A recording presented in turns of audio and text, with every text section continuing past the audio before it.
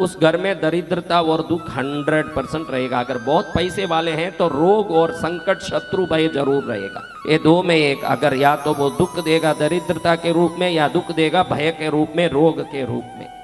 अब मैंने एक बात कही, आपको संस्कृत आती हो तो, तीक्ष्ण दंश महाकाय कल्पांत दहनोपम भैरवाय नमस्तुभ्यम अनुज्ञाम दातुमर्हसि, ऐसे मैंने कहा।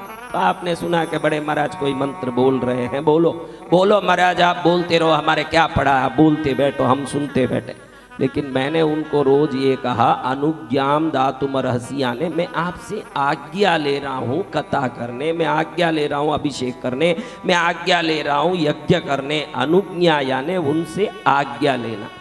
इस एक चीज से मुझे विचार आया कि आपके घर में जितने देवता को आपने स्थान दिया है वो आपसे बड़े हैं कि छोटे हैं। मुझे ये सवाल तुरंत विचार में आया कि वो आपसे बड़े हैं कि छोटे हैं। बोलो मुंह खोल के बोलो, मुंह खोलो। अच्छा महाराज बड़े हैं, बड़ी अच्छी बात है महाराज बड़े हैं।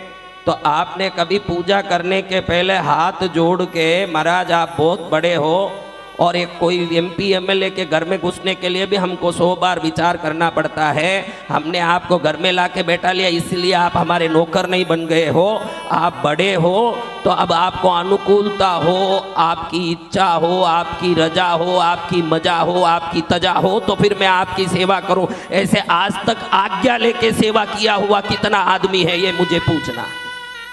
हाँ, आप जब चाहो तब हाथ डाल लो, क्या आपके नौकर हैं?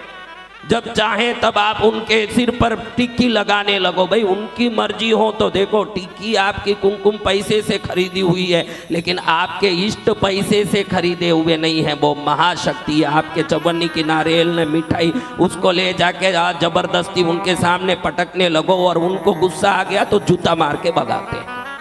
आज से ये भी हम इस कथा के द्वारा सीखें कि जब भी पूजा करनी हो, आराधना दिया धूप क्यों न करनी हो, छोटा कर्म क्यों न करना हो, उस कर्म के शुरुआत के पहले मैं ये कर्म करूं, ये मुझे आज्ञा प्रदान करें। इतना करने के बाद छोटा जो सुदामा जो चुड़वा लेके गया था पोवा, ऐसे 4 पोवा भी रख दोगे तो आपके घर में सोना बरसने लगेगा। विनयवान को ही आशीर्वाद मिलेगा। किसको मिलेगा? आप बताओ कितने लोग पहले हाथ जोड़ के कुल देवी को, इष्ट देवता को, अपने देवताओं को, वो मुझसे सीख के किया हो तो वो अलग बात, वो हाथ ही नहीं उठाना, वो तो पहले बोला हुआ वही बात है। अपनी बुद्धि से आज्ञा लिया, कौन लिया वो मेरे को पूछना है। तो हमसे बड़े कोई भी हो, देखो भाई मोदी जी को मिलना हो, मोदी जी की इच्छा से मिलेंगे हमारी इच्छा से? हाँ, तो मोदी जी के भी पूजनीय श्री भैरव जी महाराज को उनकी आज्ञा से सेवा करना कि अपनी मर्जी से? बोलिए। हाँ, तो आज से ये भी सीख लें हम कि जब भी घर में रोज संध्या पूजन करें, सुबह में दिया धूप करें, कोई भी आराधना करें, देखिए इससे पुण्य तो बढ़ेगा, लेकिन पुण्य बढ़ाने के लिए भी, बीमारी मिटाने के लिए भी डॉक्टर के हिसाब से हमको चलना पड़ेगा ना। बीमारी मिटना है, मेरी बीमारी इसलिए मेरी मर्जी जैसे चलूंगा, तो आपकी बीमारी आपकी मर्जी से जाएगी कि डॉक्टर की मर्जी से जाएगी? तो आपके दुख भी देवताओं की मर्जी से ही जाएगी, आपकी मर्जी की पूजा से जाएगी ही नहीं। आप इतना लॉजिक समझ लो कि आपकी मर्जी की पूजा से आपकी बीमारी नहीं मिटेगी। देव विधान, देवों की जो बताए शास्त्र आगम के विधि से ही मिटेगी। अगर वो विधि आप कहाँ से आए? कल बच्चे को पूछा हो कि मुजफ्फरनगर, ओके मैं कुशीनगर से आया हूँ। कुशीनगर कहाँ है? भगवान बुद्ध का निर्वाण स्थल कुशीनगर बोलता। कोई कहता मैं शिमला से आया। शिमला कहाँ है? बहुत नजदीक है। आप इतने दूर यहाँ आए हो, ये दूरी चलेगी, देवों से दूरी नहीं चलेगी। वो नजदीक होने के लिए इतने दूर आए हो, उनसे नजदीक होने के लिए इतने दूर आए हो। देखो 24 साल के बाद हंस रहा है ये कहाँ से आया? कल पूछा, भूल गया कहाँ से आया? अहमदनगर। हाँ, अहमदनगर के 24 साल बाद हंसा। मैं मन में सोचूं कि 24 साल तक हंसा तक नहीं तो वो जिंदगी को क्या बोले।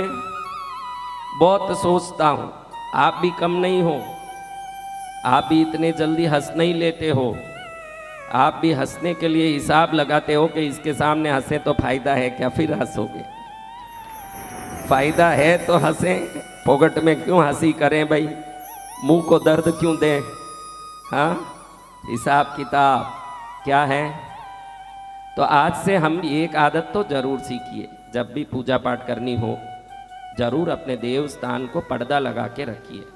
पहले आज्ञा लेके फिर पर्दा खोलोगे तो पूरा कार्य शुभ होगा। खुला नहीं रहना चाहिए कोई भी देवस्थान। अगर वो खुला है तो आपके घर की रजस्वला स्त्रियों का जो तरंग है निश्चित वो देवों में जाएगा। उस घर में दरिद्रता और दुख 100% रहेगा। अगर बहुत पैसे वाले हैं तो रोग और संकट शत्रु भय जरूर रहेगा। ये दो में एक, अगर या तो वो दुख देगा दरिद्रता के रूप में या दुख देगा भय के रूप में, रोग के रूप में। अपने देवस्थान को पर्दा लगा के ही रखना चाहिए, जिससे कोई भी पर्दा भी जरी का होना चाहिए। अभी भाई हम तो सोने का कहाँ से जरी लाए महाराज, कोई जरूरत नहीं है। ये जो चमकता कपड़ा होता है ना, सिल्क तो वो भी महंगा होता है, गरीब क्या करेगा सिल्क के लिए। चमकते चुंदड़ियाँ होती है 5-10 रुपये में भी मिलती है, सोने जैसे चमकती है। उसमें से जो भी खराब तरंग आता है वो वापस चले जाता है। चमकते वस्तुओं में तरंग कभी अंदर नहीं घुस सकता। हम शादियों में अच्छे त्योहारों में चमकता पहनते हैं ना, तो ये औरतें और आप भी समझते हो कि हम पैसे वाले हैं इसलिए चमक के दिखाने के लिए पहनते हैं। पुराने ज़माने में इसलिए चमकता नहीं पहनते। आप त्योहारों में शादियों में कहीं जाओ, भीड़ बहुत होती है, कोई आप पर नज़र डाले तो वो नज़र वो चमकते वस्त्र से वापस निकल जाए, इसलिए चमकता वस्त्र पहनना है। चमकता वस्त्र इसलिए नहीं पहना। आजकल औरतें देखो, त्योहार हो फंक्शन हो, अच्छे चमचमाट पहनती हो कि नहीं, उसको तुम सोचती हो श्रृंगार। क्या सोचती हो? श्रृंगार नहीं है। कोई भी चमकता वस्त्र पहनोगे तो चमकता वस्त्र आने वाले नेगेटिव वाइब्रेशन को बाहर भेज देगा, अंदर नहीं आने देगा। जरी के वस्त्र में ये प्रभाव है। जरी का पर्दा होना चाहिए घर में, भले छोटा सा गोखला हो, छोटा सा एक स्थान हो, जरी के वस्त्र से बंद करें। दिया जले जब तक खुला हो, दिया समाप्त हो गया बंद कर दें। फिर कोई घड़ी घड़ी देखने की जरूरत नहीं है, क्योंकि हम टीवी में कहीं कहीं गंदी बातें सुनते हैं, वो आवाज़ सब वहाँ जाती है। वो सोचते हैं कि इनको कोई भी थोड़ा भी विवेक नहीं है। क्या सोचते हैं देवता? अगर वो पत्थर और मूर्ति है तो रखने की जरूरत नहीं है। अगर वो शक्ति है तो फिर उस शक्ति के लिए हमारे घर में संस्कार भी होना पड़ेगा। टीवी में कोई नाच रहा है, बीड़ी जलाई ले, बीड़ी जलाई ले, अब कुल देवी सुनेगी तो तुम्हारा घर जलाएगी। हाँ, क्या हो? सोचो, हंसो मत, सोचो तुम्हारे घर की हालत को। आप में कौन हो कि भगवान आ जाए तो आपके आज के जीवन शैली से भी उनको निभा सकते हो? ऐसे कौन कौन हो? कोई बोड़ा बरमोड़ा पहन के सोया है घर में, कोई बनियान पहन के सोया है, कोई औरत तो नाइटी पहन रही है, खाना देखो तो बड़े बद्दा खाना, जीना बड़ा बद्दा, सोफा में ऐसे पड़ते हैं, गंदी गालियां बोलते हैं। समझो पार्शनाथ आ गए तुम्हारे घर में।